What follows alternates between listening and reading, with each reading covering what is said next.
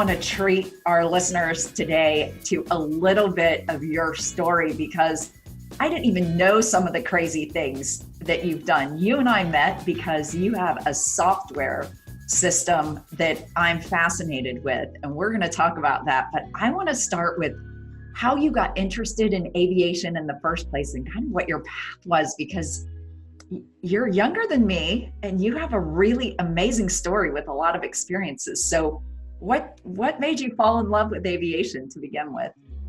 Thanks, Renee. Those intros are quite flattering. Thank you so much. Well, you know, I always wanted to either be involved with submarines or ships or planes since I was quite young. And when I was in high school, I got introduced to flying, and we went on a little trip on a Cessna with one of my mom's friends, and I was just totally hooked from day one. And I knew that from the day that I left school, I would want to become a pilot. So I was growing up in South Africa, on the East Coast in South Africa, and I got a really good kickstart from my mom and dad to start my aviation career. But it didn't reach all the way through to becoming a commercial pilot. So I knew I needed to take matters into my own hands. So how I did that was starting to work at the flying school. So I did everything from washing the floors to assisting the instructors to making bookings, and then eventually learning how to invoice and things like that, and just really trying to help out around the school and doing that work in exchange for a small salary and some hours. So I definitely, it was a tough road to walk to try and build your career really slowly when everybody's just accelerating past you because they have the means to do that. But in hindsight now, I got to learn about the industry so well because I knew it from behind the scenes all the way up into helping business jet owners depart on a daily basis and so forth. So, you know, it taught me how to become an airplane broker. It taught me about flying schools, how to attain AOCs and ATOs and things like that. So I think there's a great life lesson to be learned in that what comes easy isn't always valued. And the love of aviation really shines through you. And I appreciate that you've had to crawl before you could walk in this industry, so to speak, and really learn to love it and understand it so much more. And I think if there are young pilots watching this, listening to this podcast, I think it's really important for them to understand that when there's a will, there's a way, and you really can have some humble beginnings in this industry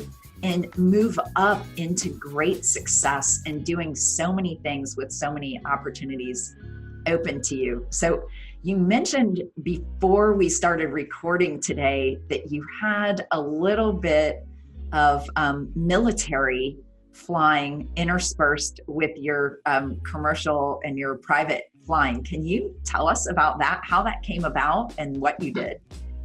Sure. You know, when I was flying in the private sector, doing a lot of charter flying on the King Air B200, I was flying at single crew for some private owners, and then I also was flying it in a multi-crew environment for charter. And I was always looking towards doing something a little bit more exciting. You know, now that you know me, you can maybe understand where we're going to with this, but I thought I needed to do something a little bit more exciting and get out there and get my hands dirty, and so I never regret it later in life. And I was very fortunate enough to be able to start flying for the United Nations, so it also allowed me to see the world a lot more and see what is affecting the world, and then using the skill set that I received to apply myself to making things better. So so I was flying for the United Nations, and I've been based in some of the military theaters around the world, and I've been in Sudan, Ivory Coast. I've spent some time in the Congo and in Liberia. So it was a really, really good experience. We're doing maritime patrol, some medevacs, and then on to the VIP flying. Was it dangerous? Yeah, I guess that there's always that threat. You are flying in an area where there's hostility or there's a lot of instability. So you always have that threat. And then of course there's people who don't really want you there. So, yeah, sometimes you're at risk, and a little bit more risk than what you would be doing the average charter flight down to the Gulf Coast. Okay, so people who don't want you there usually have guns. Have you ever been shot at? Not that I know of, really. So that's a good thing. Well, they missed. If they shot at you, they missed. That's the good thing, because you're here today. So Yeah. I think you had an incident where it was a little bit scary when you landed. Can you talk about that, or is that off limits? No, it's not off limits. Yeah, so we had some technical difficulties, and we thought, well, there's a maintenance base in the Ivory Coast that we can fly to and get some work done. And on arrival there, we realized that something was just not right. And the airport was totally empty and not a lot of anything going on, really. And when we disembarked the airplane, we realized that something was up. And it was during the time when Gbago was trying to keep control of his power, and they were planning a coup. And then, of course, the rebel forces started fighting each other in the Ivory Coast, and we were caught up in that. So we weren't able to get extracted or leave the Ivory Coast for a couple of weeks. So that was quite an intense situation, seeing it unfold around us. Oh, wow. That's crazy. Okay, so that aside, perilous kind of reception there, what's the most perilous landing you've ever made?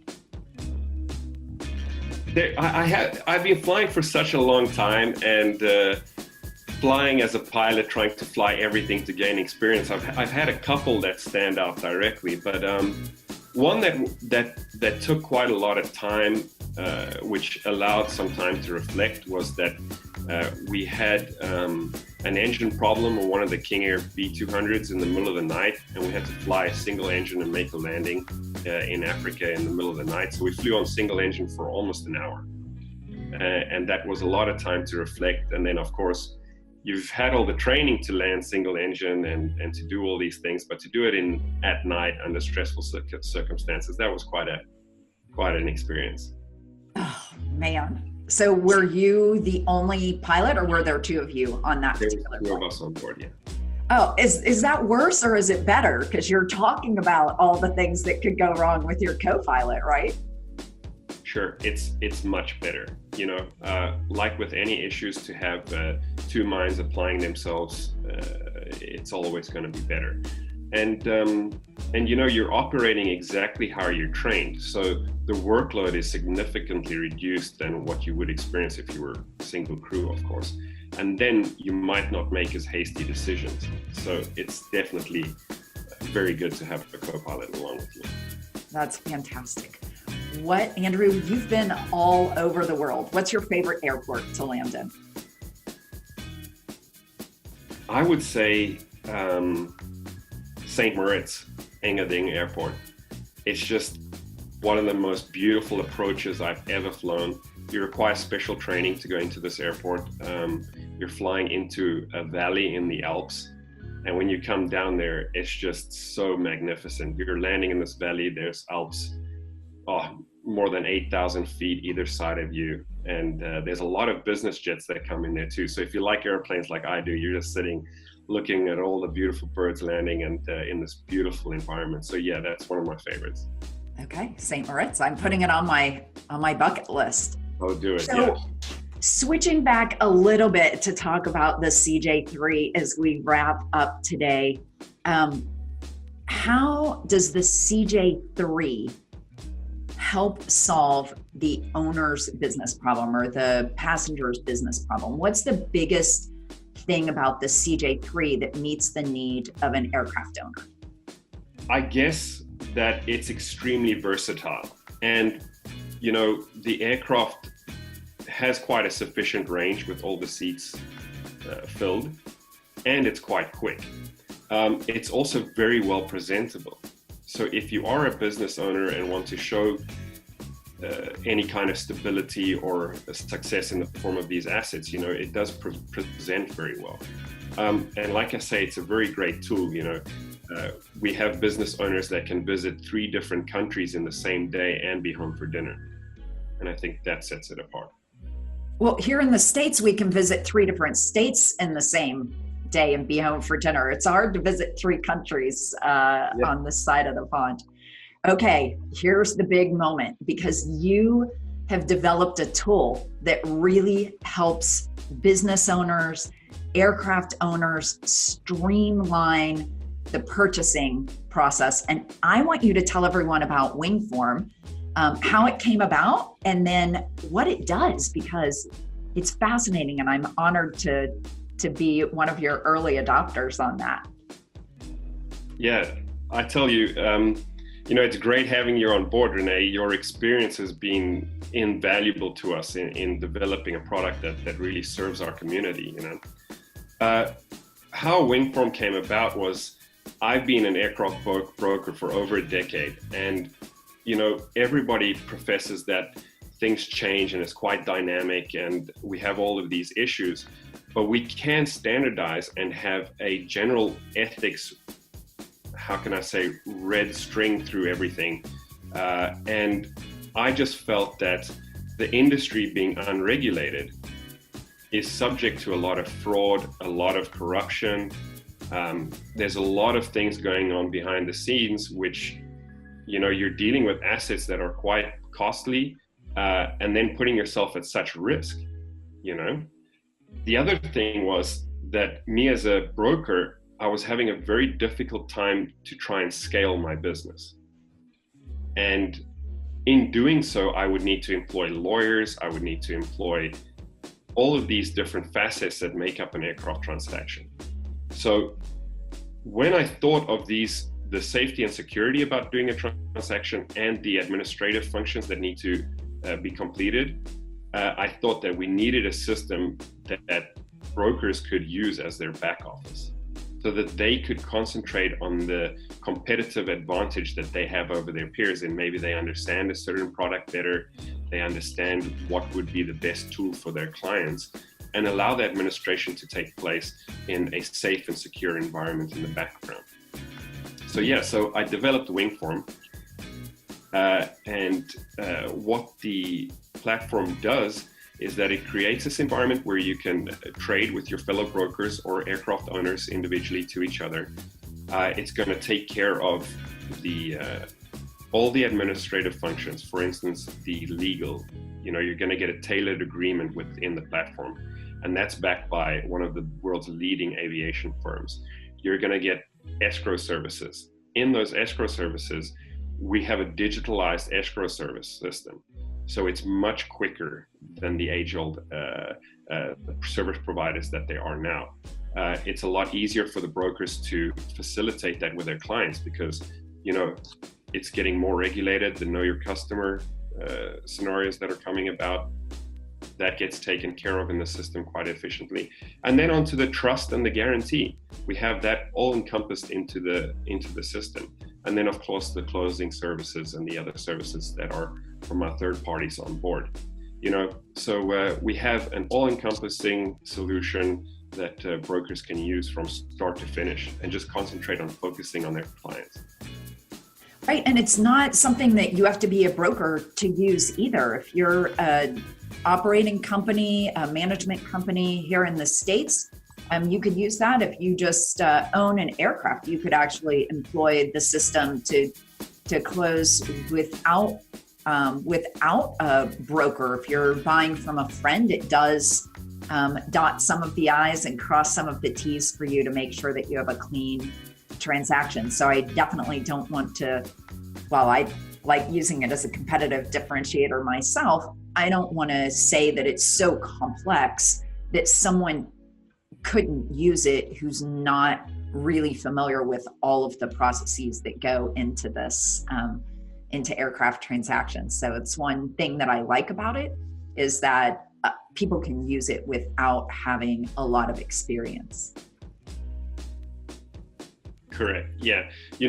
That's very important. There's always going to be a role for the brokers, because there's a lot of intellectual property that a broker has in order to guide their clients in their next acquisition, make sure that the airplane that they're procuring is right for them. But when you're a private individual, you already have your asset, you're going to sell it to a friend or somebody else in your community. You also want to be sure that you're safeguarding yourself against any risks. You know, people who are in the aircraft ownership sphere, they can do a lot of things around the transaction, but I mean, legal, escrow, all these components, you're going to need to know what you're doing. And our system is very ergonomic and very easy to use, and will ensure that you go through these safeguards. Well, the other thing, and I do recommend using a broker, because often there are things about airplanes that you don't know going into the transaction. It's always good to have that second or third opinion. And of course, we find out about all sorts of off-market aircraft and unique history of certain aircraft that can end up either costing you or saving you a lot of money as an aircraft purchaser. The thing I love about Wingform is that there's transparency to all of the parties included in every step of the process of closing. So without waiting for your broker on the other side of the world to be available, you can jump in and check on the status of the aircraft purchase agreement or the inspection or the steps required still for closing. So it's a great tool, Andrew. I'm so glad that you developed it. I appreciate your time so much today about the CJ3. And I would love for you to tell people how to get a hold of you, how to find Wingform on the web. Great. Yeah. Wingform is open to private aircraft owners as well as brokers. And we do have clients in the financial sector. We're welcome to any questions or queries that you may have. We have some videos online. Our website is www.wingform.com. You can reach us there, and please feel free to reach out on our LinkedIn or me personally. I'll be happy to answer some questions and to assist you in the process. Fantastic. Andrew, thanks again. Thanks everyone for joining us today. My name's René Banglesdorf. I'm your host. You can reach me on LinkedIn, Twitter, Instagram, or Facebook at René Banglesdorf, or you can follow Charlie Bravo Aviation on the same platforms. Thanks again so much for being with us today, and join us next time for the next plane.